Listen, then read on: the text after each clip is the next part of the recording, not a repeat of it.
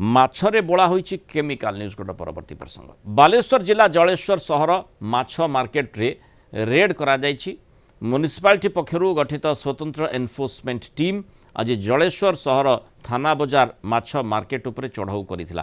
ଆଉ ରେଡ୍ ବେಳೆ ବ୍ୟବସାୟୀ ମାନେ ଗ୍ରାହକଙ୍କୁ ଓଜନରେ ଠକିବା ଅଭିଯୋଗ ଆସିଥିଲା। ସ୍ୱାସ୍ଥ୍ୟ ପାଇଁ ହାନିକାରକ ରଙ୍ଗ କେମିକାଲ ବୋଳା ମାଛ ବିକ୍ରି କରୁଥିବା ମଧ୍ୟ ଜଣାପଡ଼ିଲା। ଜଳେଶ୍ୱର ପୌର ପରିଷଦ କାର୍ଯ୍ୟନିର୍ବାହୀ ଅଧିକାରୀଙ୍କ ନେତୃତ୍ୱରେ ଜଳେଶ୍ୱର ଥାନା ଅଧିକାରୀ, ଖାଦ୍ୟ ନିରାପତ୍ତା ଅଧିକାରୀ, ଓଜନ ପରିମାପକ ବିଭାଗର ଅଧିକାରୀ, ବାଲେଶ୍ୱର ଏନଫୋର୍ସମେଣ୍ଟ ଟିମ୍ ଏବଂ ଜଳେଶ୍ୱର ପୌରପାଳିକା ମ୍ୟୁନିସିପାଲିଟିର କର୍ମଚାରୀଙ୍କୁ ନେଇ ଗୋଟିଏ टीम गठन करा जायतिला और ये चढ़ाऊ से माने सामिल थे। 5 जन व्यवसायी व्यापक अनियमितता करी धरा पड़ते और से 5,000 टंका जोरिमाना आदाय करा जायतिला।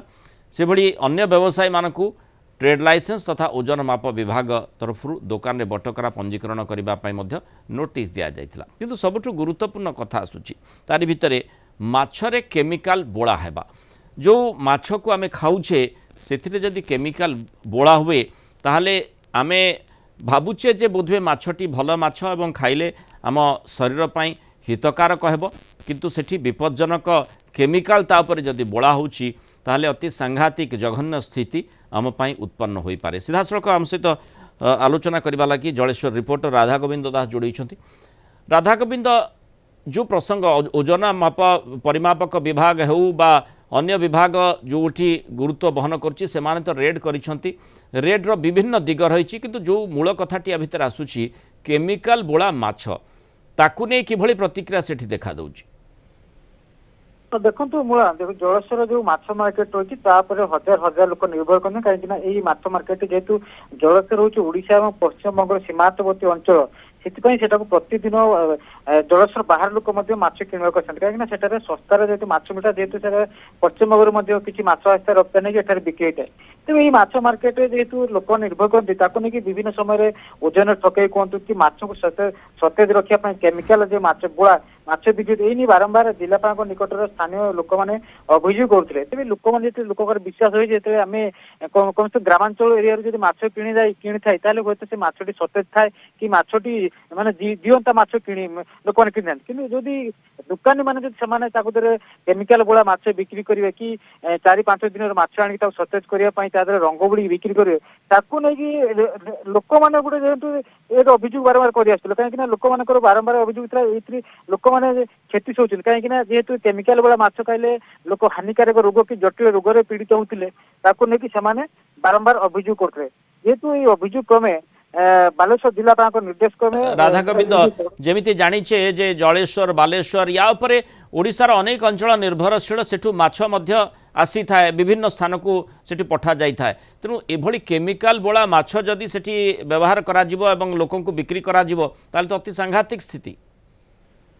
निश्चित भाव ये तो गोटे सांघातिक घटना ये गोटे अपराध कहले अत्युत हे कहीं जिते लोक मैंने ग्राहक मैंने विश्वास करी यू सस्तार माछ मिल कि सतेज माछ मिल जो ग्राहक दुकान पाक जाए विश्वास नहीं जाए कि माछ किणले परिवार लोक खाइबे छोट पिला खाइबे कि वयस्क लोक घर अच्छा खाइबे किंतु से माछ जब केमिकाल बोला हम कि रंग बोला जीव ताकू नहीं गोटे ग्राहक विश्वास टूटी जाउची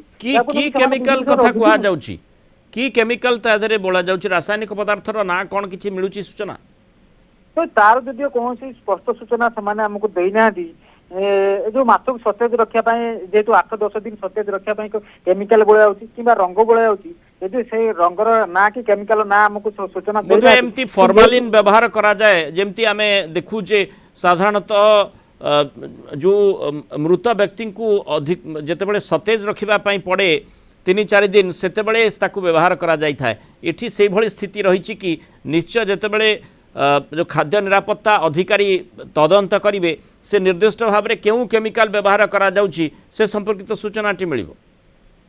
निश्चित भाव जेतु खाद्य निरापत्ता अधिकारी थिले ओजन माप परिमाप विभाग अधिकारी थिले एनफोर्समेंट टीम थिले तो निश्चित भाव में से कौ जहाँ लेबोरेटरी टेस्ट है सूचना मिले जेहतु आमको से कौन सूचना मिलना किंतु स्पष्ट हो केमिकाल बोला है माछरे ताकू नहीं से जुरिमाना आदाय कर तेज गोटे कथा उठे जो ग्राहक विश्वास जो टूटी जाऊँगी ग्राहक मैंने जो बजार को जाऊँ माछ किणापी कितु से सतेज माछ घर को भावुं आम सतेज माछ नहीं आसू किंतु से प्रकृत ठकामी शिकार होती केमिकाल बोला हो कि रंग बोला माछ ସେମାନେ କିଣିକି ଆସୁଛନ୍ତି ତାକୁ ନେଇକି ମଧ୍ୟ ତଦନ୍ତ କରିବାର ଆବଶ୍ୟକତା। ଏ ଚଢଉ ମଧ୍ୟ ବ୍ୟାପକ କରିବା ଖାଲି ଗୋଟିଏ ଦିନ ନୁହେଁ, ଏ ଚଢଉ ମଝିରେ ମଝିରେ ଚଢଉ କରିବାର ଆବଶ୍ୟକତା ରହିଛି। କାହିଁକି ନା ଗ୍ରାହକ ମାନଙ୍କର ଯୋଉ ବିଶ୍ୱାସ ଆଶା ବିଶ୍ୱାସ ନେଇକି ସେମାନେ ଯାଉଛନ୍ତି ଦୋକାନକୁ, ସେମାନେ ବାରମ୍ବାର ଠକାମିର ଶିକାର ହଉଛନ୍ତି। ମାନେ ଯିଏ କେମିକାଲ ବୋଳୁଥିବ, ଯୋଉ ଦୋକାନୀ କେମିକାଲ ବୋଳୁଥିବେ ମାଛକୁ ସତେଜ ରଖିବା ପାଇଁ, ଆଜି ଚଢ଼ଉ ହେଇଛି କାଲି ମଧ୍ୟ ଚଢ଼ଉ କଲେ ସେ ସମ୍ଭାବନା ବି ରହିଛି ରାଧାଗୋବିନ୍ଦ, ଯେ ନିଶ୍ଚୟ ସେମାନେ ସେ ପ୍ରକ୍ରିୟାକୁ ଆପଣଉଥିବେ। କାରଣ ଇଏ ଗୋଟେ ଅଭ୍ୟାସଗତ ଯେ ଲୋକଙ୍କୁ ଠକିବା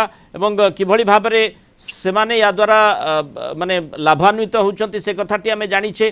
तेणु से लाभरू ना से माने हटिबे। अंततः एठी गुरुदायित्व निश्चय प्रशासनिक कल रही, विशेषकर जमी म्युनिसिपालिटी पक्ष जहाँ आप कहले रेड करा जाइछि, ये रेड्र मात्रा को आहरी बढ़ेबार आवश्यकता रही, जहाँद्वारा आम अंततः आशा करिपारिबा जे लोके जो खाद्य पदार्थटी पाउछंती टिके सामान्य सुरक्षित खाद्य पदार्थ पाइबे, एभली केमिकाल बोला माछ हेउ कि अन्य कौन पदार्थ पाइबे ना। धन्यवाद राधागोविंद दास आलोचना रही मतामत रखिबारु।